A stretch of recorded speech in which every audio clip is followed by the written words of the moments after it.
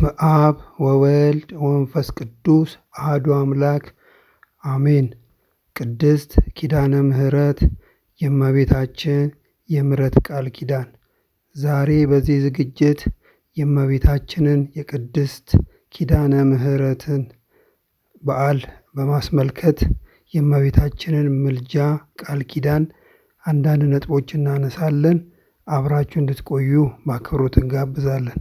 ኪዳነ ምሕረት እናቴ ሚስጥረኛዬ ጓዳዬ የጎደለኝን ታውቂያለሽ ካፌ ሳይወጣ ሳልነግርሽ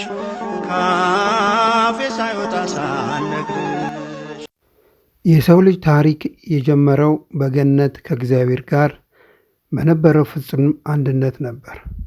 ሆኖም የአዳምና የሔዋን አለመታዘዝ የኃጢአት በርን ከፈተ። በዚህ ምክንያት የሰው ልጅ ለሞትና ለጥፋት ተዳረገ። ነገር ግን እግዚአብሔር በፍቅሩና በምሕረቱ ወሰን የለሽ ስለሆነ በወቅቱ እንኳን ተስፋን ሰጠን። በዘፍጥረት ምዕራፍ 3 ቁጥር 15 ላይ አንተና በሴቲቱ መካከል በዘርህና በዘሯ መካከል ጠላትነትን አደርጋለሁ፣ እርሱ ራስህን ይቀጠቅጣል፣ አንተም ሰኮናውን ትቀጠቅጠዋለህ የሚለው ኃይለ ቃል የድህነትን ተስፋን ያበሰረ የመጀመሪያው ቃል ኪዳን ነበር። ይህ የሴቲቱ ዘር ተብሎ የተጠቀሰው ከድንግል የሚወለደውን መድኃኔዓለም ኢየሱስ ክርስቶስን ሲያመለክት፣ ሴቲቱ ደግሞ እመቤታችን ቅድስት ድንግል ማርያም ነች። ለአዳምና ሔዋን የድህነት ተስፋን የሰጠው እርሱ ራስን ይቀጠቅጠዋል ብሎ የተናገረው ቃል ኪዳን የመጀመሪያ መሰረት ነው። ዓለም ያለ እመቤታችን አማላጅነት አይድንም የሚለው መሰረቱ እዚህ ላይ ነው። እርሷ ከዚህ ዘላለማዊ የድህነት እቅድ ጋር በቀጥታ የተገናኘች ናት። ኪዳን ማለት ቃል ኪዳን፣ ስምምነት ወይም ቃል መግባት ማለት ሲሆን ምሕረት ደግሞ ይቅርታ፣ ርኅራኄ ወይም ቸርነት ማለት ነው። ስለዚህ ኪዳነ ምሕረት ማለት የምሕረት ቃል ኪዳን ማለት ነው። በመጽሐፍ ቅዱስ አውድ ኪዳን ማለት በእግዚአብሔርና በሰው ልጆች መካከል ያለ ልዩ ስምምነት ወይም ቃል ኪዳን ማለት ነው።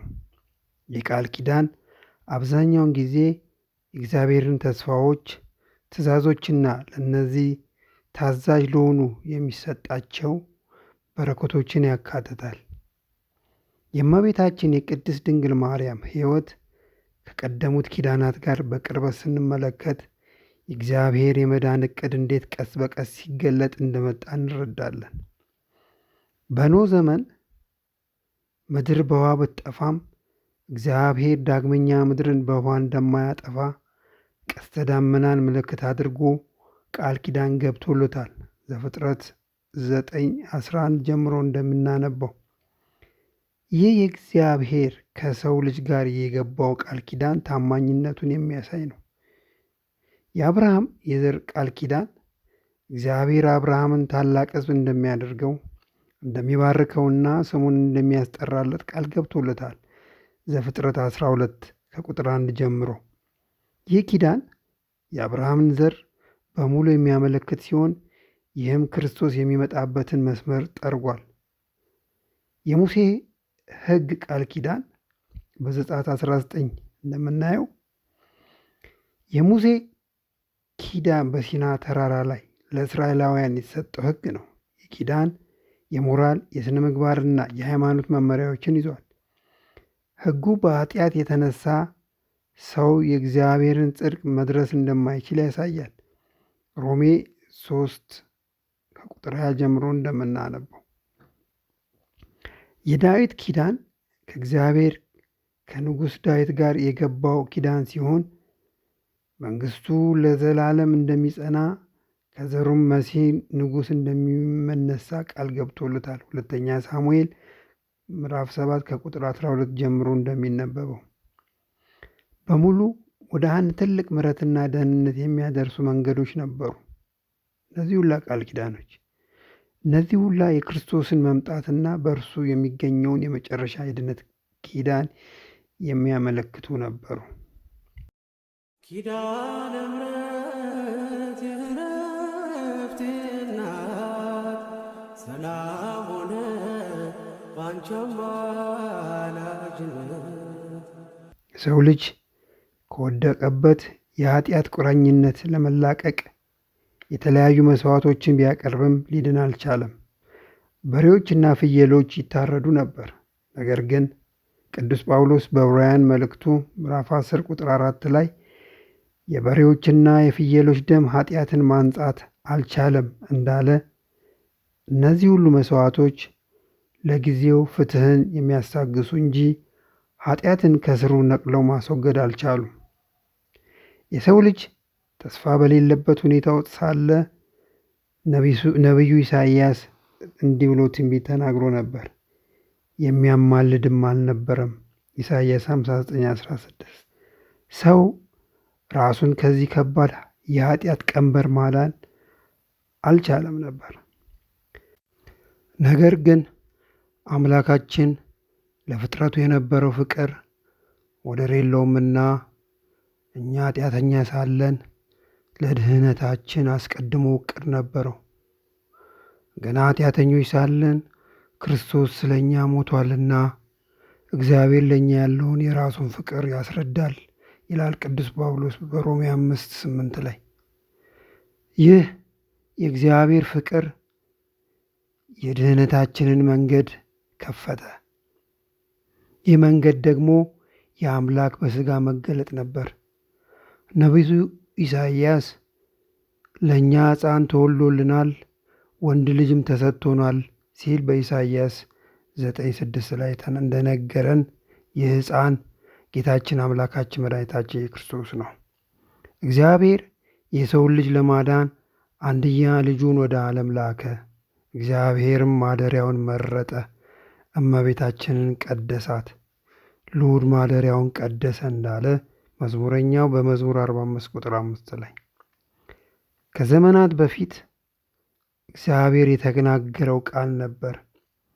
ጽዮንን መርጫታለሁ፣ ለእኔም ማደሪያ እፈልጋታለሁ። ይህቺ ለዘላለም ማረፊያዬ ናት፣ መርጫታለሁ፣ በዚች አድራለሁ እንዳለ በመዝሙር 131 ቁጥር 14 ላይ። ይህቺ ጽዮን ማን ናት? በኃጢአት ያልተበከለች ንጽሕት የሆነች ለመለኮት ማደሪያነት የተመረጠች የቀረችልን ዘር እርሷ ድንግል ማርያም ነበረች። እግዚአብሔር የሰውን ልጅ ከተስፋ ቢስነት ለማዳን የወሰነው መንገድ እችን ዘር ማስቀረት ነበር። ዘርን ባያስቀርልን ኖሮ ምን እንሆን ነበር? እግዚአብሔር ዘርን ባያስቀርልን ኖሮ እንደ ሰዶም በሆንን ነበር ይላል ኢሳይያስ። እመቤታችን ቅድስት ድንግል ማርያም ከዳዊት ዘር የሐረግ የተገኘች በመሆኗ የዳዊት ኪዳን ፍጻሜ በእርሷ በኩል ሆኗል። ክርስቶስ የዳዊት ዘር ዘላለማዊ ንጉሥ እና የአምላክ መንግሥት መስራች በመሆን ተወልዷል። ስለዚህ ኪዳነ ምሕረት የዳዊት ኪዳን የመጨረሻ መገለጫ ሲሆን መሲሁ ንጉሥ ከዳዊት ቤት እንደሚመጣ የተሰጠውን ትንቢት በእመቤታችን በኩል እውኑን መሆኑን ያመለክታል። የቃል ኪዳኑ ፍጻሜ የመጣው በእመቤታችን በኩል ነው። አዲስ ኪዳን ኪዳነ ምሕረት በዕብራውያን ምዕራፍ 8 ከቁጥር 16-13 ባለው ቃል እንደምንረዳው የሁሉም ኪዳናት ፍጻሜና የመጨረሻው ኪዳን የእግዚአብሔር ከሰው ልጆች ጋር በኢየሱስ ክርስቶስ ደም የገባው አዲስ ኪዳን ነው። ይህ ኪዳን በይቅርታና በጸጋ ከእግዚአብሔር ጋር ባለው ቀጥታ ግንኙነት ላይ የተመሰረተ ነው። የብሉይ ኪዳን ትንቢቶችም ፍጻሜ ያገኙት እግዚአብሔር ወልድ ከድንግል ማርያም ሥጋ በነሳበት ሰው በሆነበት ጊዜ ነው። ሉቃስ 1 ከቁጥር 26 እመቤታችን ቅድስት ድንግል ማርያም እነሆኝ የጌታ ባሪያ እንደ ቃል ይሁንልኝ ብላ የእግዚአብሔርን ፍቃድ መቀበሏ የድህነታችን መንገድ ከፈተች። ያለ እመቤታችን አዎ የድህነት ዕቅድ ፍጻሜ አያገኝም ነበር። እመቤታችን ቅድስት ድንግል ማርያም አዲሱን ኪዳን የተጀመረባትና የመዳናችን መንገድ የተከፈተባት ነች። እርሷ የአዲሱ ኪዳን ዋና ተዋናይ የሆነውን ኢየሱስ ክርስቶስን የወለደችና በሕይወቷ ሙሉ የእግዚአብሔርን ፈቃድ የፈጸመች ናት። ኪዳነ ምሕረት የእመቤታችን ምልጃና አማላጅነት የዚህ አዲስ ኪዳን አካል ነው። ልክ የእግዚአብሔር ቃል በክርስቶስ በኩል ፍጹም ምሕረትን እንዳመጣ ሁሉ የእመቤታችን ኪዳን ምሕረትም የጸጋና የይቅርታ ምንጭ ነው። እርሷ በአዲስ ኪዳን አማካኝነት ከእግዚአብሔር ጋር የተሻለ ግንኙነት እንዲኖረን የምትረዳን እናት ናት። የብሉይ ኪዳናት ሁሉ የመጨረሻ ግብና ፍጻሜ በጌታችን በኢየሱስ ክርስቶስ የተመሠረተው አዲስ ኪዳን ነው። ይህ ኪዳን ቀደም ባሉት ኪዳናት ሁሉ ሲገለጥ የነበረው የእግዚአብሔር የማዳን ዕቅድ የመጨረሻውና ፍጹም ገጽታ ነው። ነቢዩ ኤርምያስ ስለዚህ አዲስ ኪዳን አስቀድሞ ተንብዮ ነበር። እነሆ ከእስራኤል ቤትና ከይሁዳ ቤት ጋር አዲስ ቃል ኪዳን የምገባበት ወራት ይመጣል ይላል እግዚአብሔር።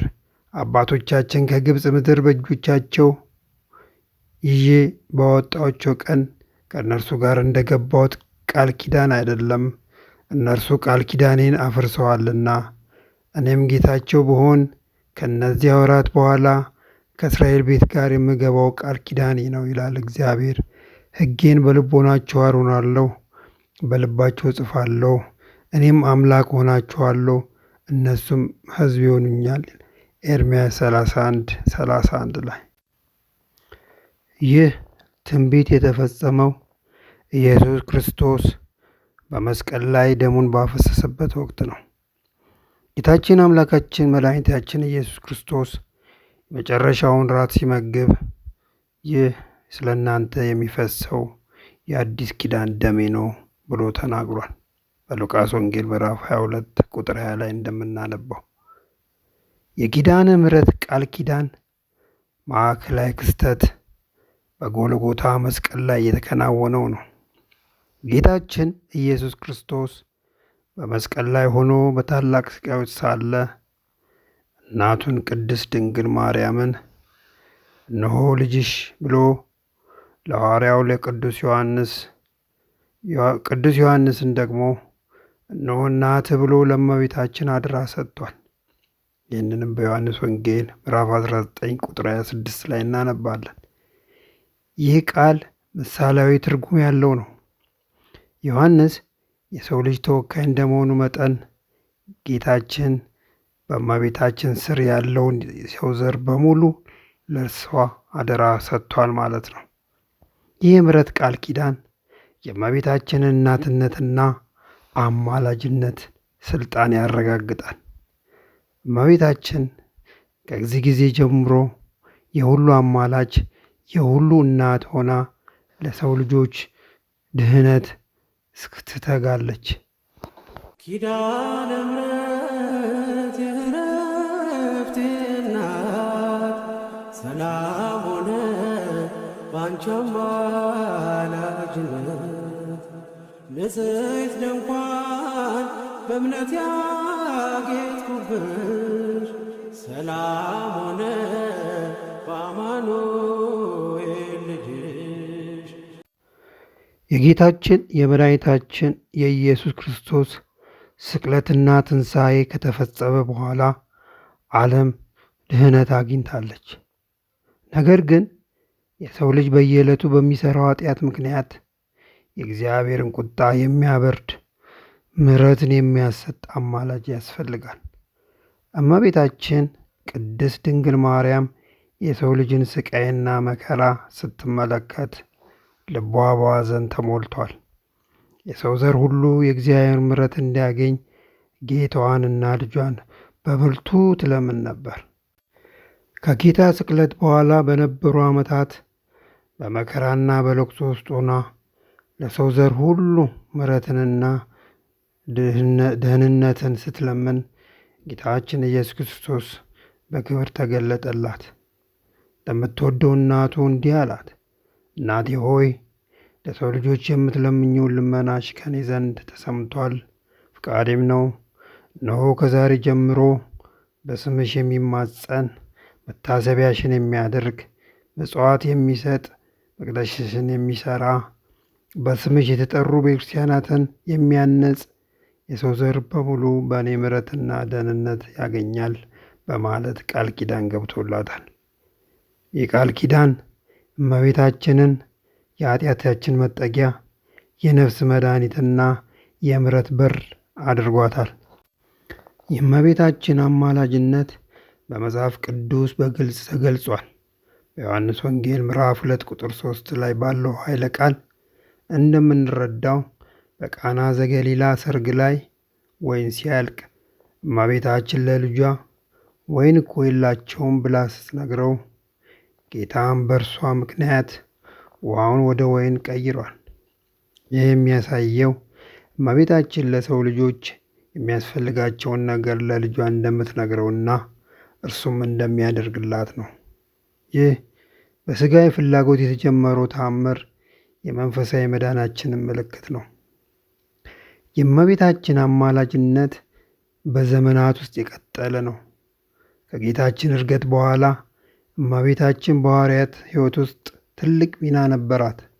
የሐዋርያት ሥራ ምዕራፍ 1 ከቁጥር 14 እንደምናነበው ከዚህ በኋላም ለዘመናት ሁሉ በብዙ ታምራትና አማላጅነት ታላቅነቷን ገልጻለች። በቤተክርስቲያን ታሪክ ውስጥ ብዙ ችግሮቹና ፈተናዎች ወቅት እመቤታችን በልዩ ታምራትና አማላጅነቷ ምዕመናንን አድናለች። የበላይ ሰብ ታሪክ በሕይወቱ ክፉ ስራዎችን ቢሰራም በአንድ መልካም ስራው እመቤታችን አማላጅነት የዳነበት ታሪክ የቃል ኪዳኗ ኃይል በግልጽ ያሳያል። ለዚህ ነው ዓለም ያለ እመቤታችን አማላጅነት አይድንም የምንለው። ይህ አባባል የእመቤታችንን የማይተካ ሚና የሚያጎላ ነው። ድህነት የሚገኘው በጌታችን በኢየሱስ ክርስቶስ መስዋዕትነት ቢሆንም እመቤታችን የዚህ ድህነት ዕቅድ ምክንያት ታማኝ ተባባሪና የጸሎት ድልድይ በመሆኗ ነው። አንደኛ የድህነት በር ናት። ያለ እርሷ ፈቃድ አምላክ ሰው ሊሆን አይችልም ነበር። እርሷ የወልድ እመቤት በመሆኗ የድህነት በር የከፈተች ናት። ሁለተኛ የማያቋርጥ አማላጅ ናት። እመቤታችን በሰማይ ሆና ስለ ሰው ልጆች የምትማልድ የኃጢአተኞችን ንስሐ ወደ ፈጣሪ የምታቀርብና ምሕረትን የምታስገኝ ናት። እርሷ የኃጢአተኞች ሁሉ ወኪል ሆና ትቆማለች። እመቤታችን በሰማይ ለዘላለም በልጇ ፊት ስለኛ የምትማልድ ቅድስት ናት። የጻድቅ ሰው ጸሎት ኃይል ታደርጋለች ተብሎ በያዕቆብ ምዕራፍ 5 ቁጥር 16 እንደተነገረ ከቅዱሳን ሁሉ በላይ ደግሞ የእግዚአብሔር እናት የሆነችው እመቤታችን ጸሎትና አማላጅነት ምንኛ ታላቅ ይሆናል። ሶስተኛ የኪዳን ምሕረት ዋስትና ናት። ጌታችን ለእናቱ የገባው የኪዳነ ምሕረት ቃል ለዘላለም የሚኖር ነው።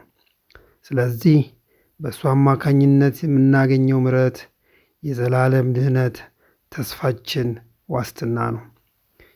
ምንም እንኳን በኃጢአት ብንወድቅም በእግዚአብሔር ዘንድ ምሕረት እንዳለ በእመቤታችን አማካኝነት ወደ እርሱ ልንቀርብ እንደምንችል ተስፋ ይሰጠናል። ኃጢአታችንን ብንናዘዝ ኃጢአታችንን ይቅር ሊለን ከአመፃ ሁሉ ሊያነጻን የታመነ ጻድቅ ነው ተብሎ በአንደኛ ዮሐንስ ምዕራፍ 1 ቁጥር 9 ላይ የንስሐን አስፈላጊነት ያሳየናል። ይህ የእመቤታችን አማላጅነት ደግሞ ይህንን ንስሐ ወደ ምሕረት የሚያቀርብ ድልድይ ነው። ስለዚህ ዓለም ያለ እመቤታችን አማላጅነት አይድንም ማለት የእግዚአብሔር ምሕረት በእመቤታችን ቅድስት ድንግል ማርያም ልዩ አማላጅነትና የኪዳን ምሕረት ኃይል አማካኝነት ለሰው ልጆች እንደሚደርስ የሚያሳይ ነው። እርሷ የምሕረትና የድኅነት ምልክት፣ ወደ ፈጣሪ የምትመራን መንፈሳዊ ድልድይ ናት። የአማላጅነቷ ብርሃን የድኅነት ጉዞአችንን ያበራል፣ ተስፋችንንም ያጸናል። ለዚህ ነው ቅዱስ ኤፍሬም በእሁድ ውዳሴ ማርያም ጸጋን የተመላሽ ሆይ ከቅዱሳን ሁሉ ይልቅ ትለምኝልን ዘንድ ለአንቺ ይገባል። አንቺ ከሊቃነ ጳጳሳት ትበልጫለሽ፣ ከነቢያትም ከመምህራንም ትበልጫለሽ። ከሱራፌልና ከኪሩቤል ግርማ የሚበልጥ የመወደድ ግርማ አለሽ። በእውነት የባሕርያችን መመኪያ አንቺ ነሽ፣ ለሰውነታችንም ሕይወትን ምትለምኝ ነሽ። ወደ ጌታችን ወደ መድኃኒታችን ኢየሱስ ክርስቶስ ለምኝልን። እርሱም በማመን በቀናች ሃይማኖት ያጸናን ዘንድ ይቅርታውንና ምሕረቱን ይሰጠን ዘንድ በቸርነቱ ብዛት ኃጢአታችን ያስተሰርልን ዘንድ ቅድስት ሆይ ለምኝልን ያለው። እኛም ትውልድ ነንና ቅድስት ሆይ ለምኝልን እንላለን። እመ አምላክ ወላዲተ አምላክ እመ ብርሃን ምልዕተ ጸጋ ምልዕተ ክብር ድንግል ማርያም ኪዳነ ምሕረት በረከቷና አማላጅነቷ ሁልጊዜ ከእኛ ጋር ይሁን። ወስብሐት ለእግዚአብሔር አሜን። ኪዳነ ምሕረት የዕረፍቴ እናት ሰላም ሆነ ባንቺ አማላጅነት። ንጽሕት ድንኳን በእምነት ያጌጥኩብሽ ሰላም ሆነ በአማኑኤል ልጅሽ ሰላም ሆነ በአማኑኤል